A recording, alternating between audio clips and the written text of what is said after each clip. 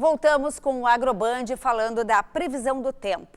Sobe o número de municípios em situação de emergência por causa da estiagem no sul do estado. E o tempo seco deve continuar? Bom dia, Karine. Bom dia, Lisemara. Bom dia a todos. Os municípios do sul do estado devem se preparar para pelo menos mais 2 semanas de estiagem. De acordo com os meteorologistas, a chegada de uma frente fria na região da fronteira só deve acontecer em maio. Nas cidades mais afetadas pela estiagem, não chove de forma significativa há mais de 2 meses.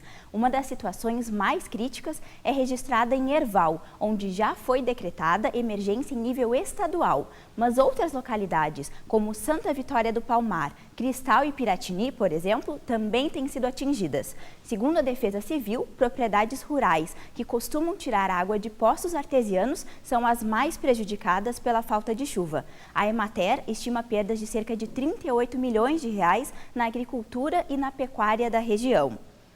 Nos mapas, você confere a previsão completa.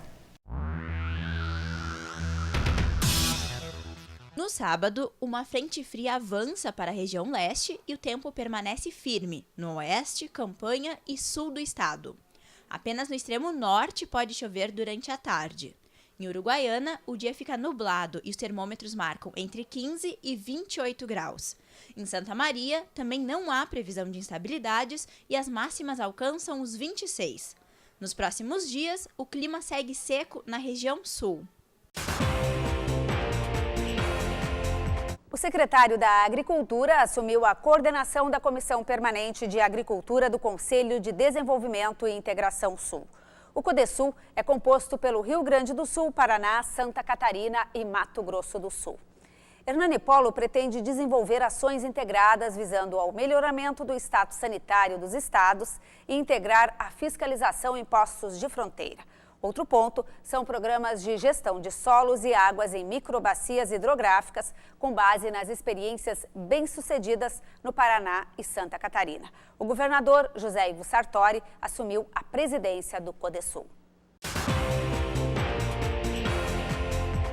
Vamos agora ver uma iniciativa que deu certo. Inclusive, está sendo exportada para outro continente. São os tablets e computadores que ajudam no desenvolvimento dos alunos de uma escola técnica da região metropolitana. Os computadores e tablets foram distribuídos aos 126 estudantes da Escola de Ensino Fundamental Zeferino Lopes de Castro, localizada na zona rural de Viamão. E a forma de estudar por aqui mudou. Não sabia de nada. Aí quando eu ganhei o netbook, eu soube muitas coisas. Eles dominam os recursos básicos da internet e já sabem até construir um site.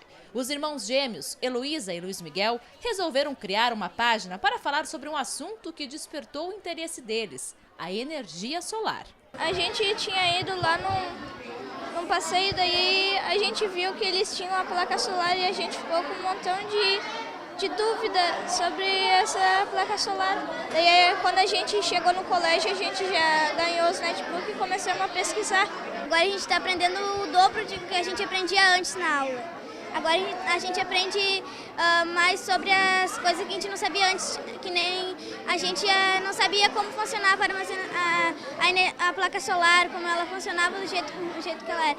Agora a gente sabe de tudo. A dupla compartilhou em casa o conhecimento adquirido na escola. Apresentou aos pais um mundo totalmente desconhecido. A nossa mãe e nosso pai não foram até o 2º grau, o 1º grau. Tem uns que foram até o 8º ano, até o 7º. E a minha mãe não sabia o que era internet, agora a gente ensinou para ela. De acordo com a direção do colégio, desde que o projeto iniciou em agosto de 2013, o desempenho desses estudantes melhorou.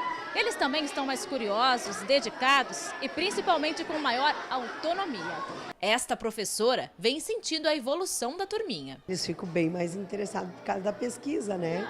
Eles têm um interesse enorme, assim, de curiosos para saber o que é sobre aquele assunto. No caso aqui, esse grupo é sobre o dragão.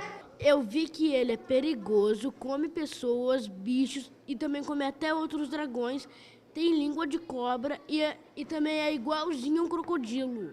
O projeto da Escola Tecnológica deu tão certo que a Zeferino vai virar exemplo em um encontro internacional de líderes educacionais que acontece em Durban, na África, neste final de semana. Atualmente, 3 municípios do Brasil que participam, um município de São Paulo, Jacaranaí, Salvador e Viamão, né? São esses 3 municípios que participam do GELP, na pessoa da nossa secretária de Educação, que são municípios que têm uma gestão inovadora na questão da tecnologia para as escolas. E mais, a partir de maio, as 61 instituições de ensino da rede municipal também vão estar conectadas. A Prefeitura investiu 2,5 milhões na compra de 5.000 tablets, que serão entregues aos colégios. E a partir do mês que vem, nós já estamos iniciando com a formação dos professores, onde cada professor da rede vai ter o seu tablet, e vamos iniciar com os laboratórios móveis, onde cada escola vai ganhar em torno de 30 a 150 tablets nesse primeiro momento, né? E aí depois, para o segundo semestre, nós vamos estar adquirindo mais 5.000. Cerca de 3.000 trabalhadores e produtores rurais começam neste mês aulas de um curso que já mudou a vida de mais de 20.000 gaúchos desde que foi criado, o programa ALFA, Alfabetizando para Profissionalizar, do Serviço Nacional de Aprendizagem Rural do Estado. E aqui conosco, o superintendente do Senar RS, Gilmar Titbol. Bom dia. Bom dia, Elisemara. A gente acabou de ver nessa reportagem a introdução dos tablets em escolas da rede municipal de Viamão para as crianças já começarem a usar a tecnologia no campo, levam para casa, partilham com os pais, com os irmãos mais velhos, mas tem gente que ainda precisa ser alfabetizado no campo com esse trabalho que vocês fazem. Realmente, esse é o primeiro passo. É claro que usar o tablet pelas crianças é bem mais fácil. As crianças hoje já parece que nascem com essa tendência. Mas há ainda no meio rural muita gente que não sabe ler e escrever, o que é aquilo que a gente chama de analfabeto funcional. Consegue um pouco escrever o nome, mas realmente tem muita dificuldade de identificar a frase e até de interpretar.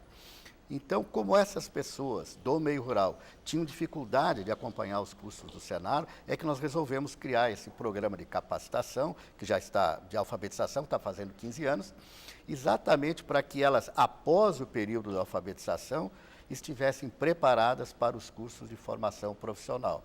Então, eu digo o seguinte, antes da inclusão digital, é preciso a inclusão na escrita e na leitura. Interessante que vocês detectaram essa necessidade, essa deficiência, quando levaram os cursos profissionalizantes. A alfabetização não estava no rol de cursos do Senar. Vocês detectaram a necessidade e criaram o curso. Exato, foi bem assim, exatamente assim. Porque como nós temos que atender todo o público-alvo do meio rural, algumas pessoas apresentavam essa dificuldade e nós pensamos, como é que vamos superar isso? Então, vamos ensinar as pessoas a ler e escrever, num processo que não é, volto a dizer, não é isolado de alfabetização. É alfabetizar para que eles possam ter acesso aos cursos do Senar. Mas foi exatamente por isso que a gente identificou. E vocês realizam lá nas localidades, no interior, montam pequenas salas de aula em turnos adequados para que eles possam também frequentar? Exatamente. Esta é a característica do Senar. Nós vamos o mais próximo possível onde os nossos alunos estão, onde está o nosso público-alvo. Há situações até mesmo, como já houve, em que não existe um lugar para reunir as pessoas para dar o curso de alfabetização. Houve um determinado grupo que fez um ranchinho com tábuas de costaneira e iam à noite estudar ali dentro e passaram todo o processo de alfabetização estudando naquelas condições que não eram as mais adequadas, mas que era o que nós tínhamos no momento. Mas realmente essa é a ideia, ir mais perto possível de onde eles estão.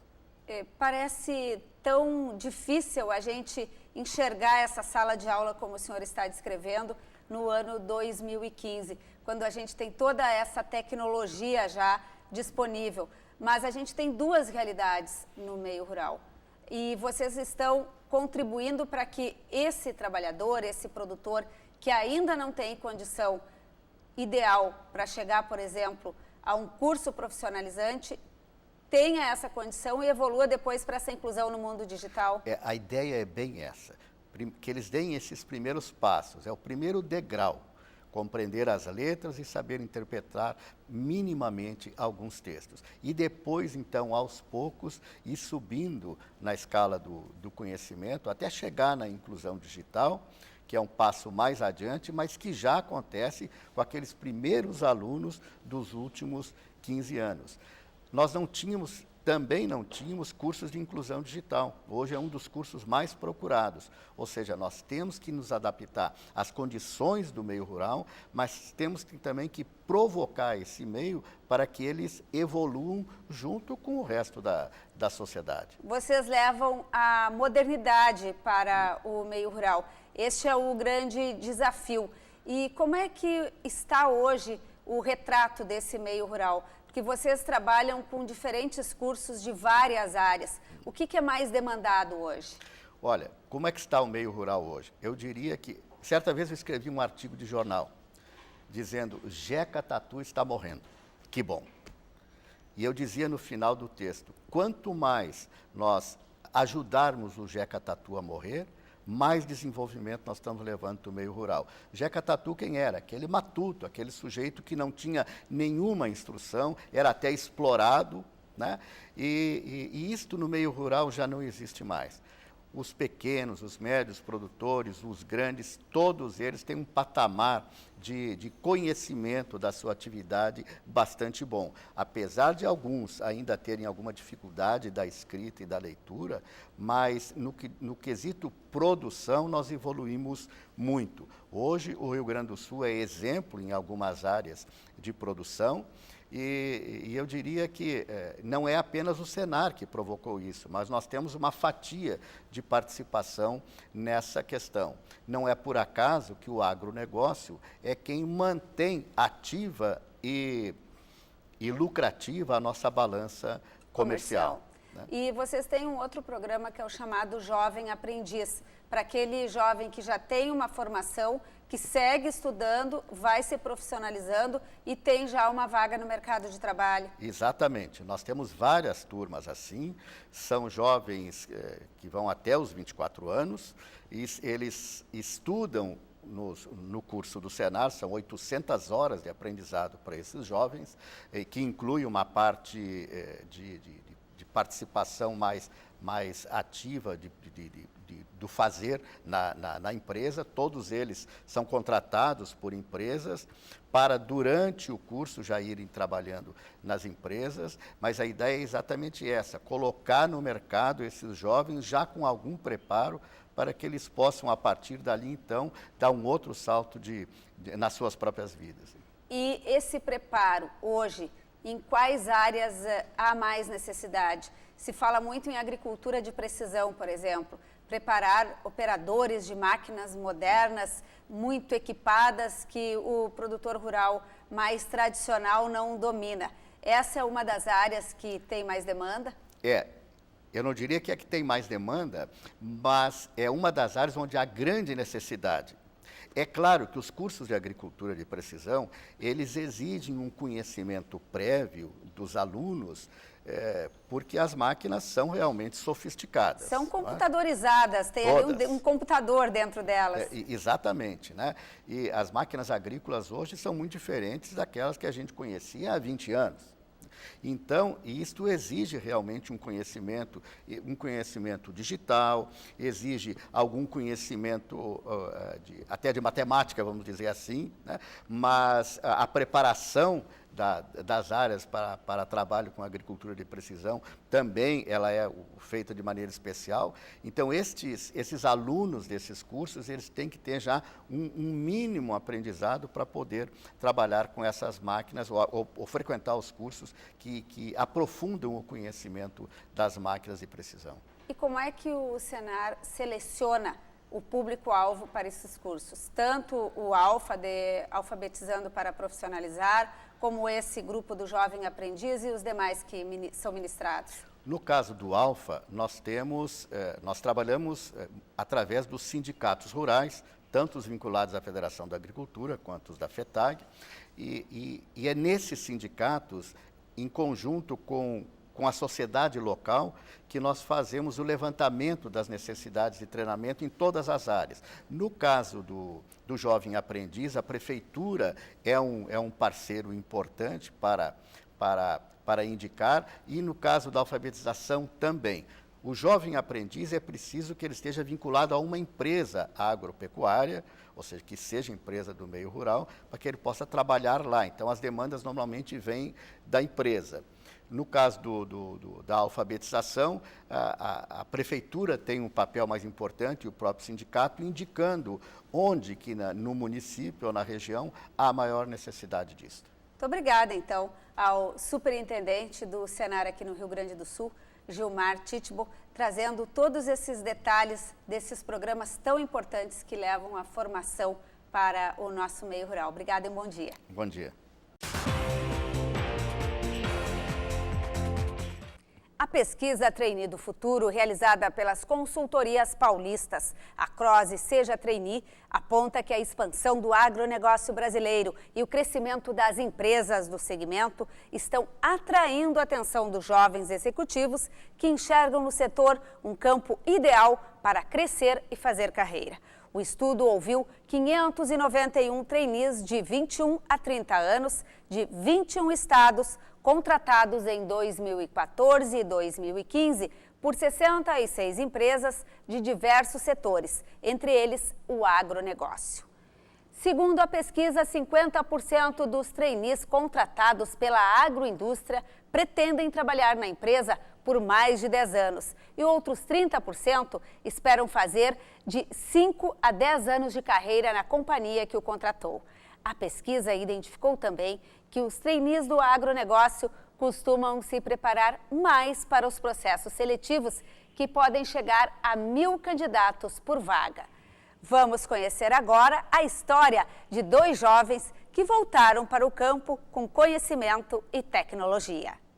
Carlos Eduardo sempre gostou de tratores. O convívio com as máquinas agrícolas começou quando era pequeno na fazenda da família. Foi assim que decidiu fazer o curso de engenharia mecânica. Saber calcular uma máquina, querer projetar também essas máquinas, saber a necessidade do produtor, para poder estar sempre inovando também. Além da faculdade e de um estágio, ele se envolve em todas as atividades da propriedade rural, sempre acompanhado do pai.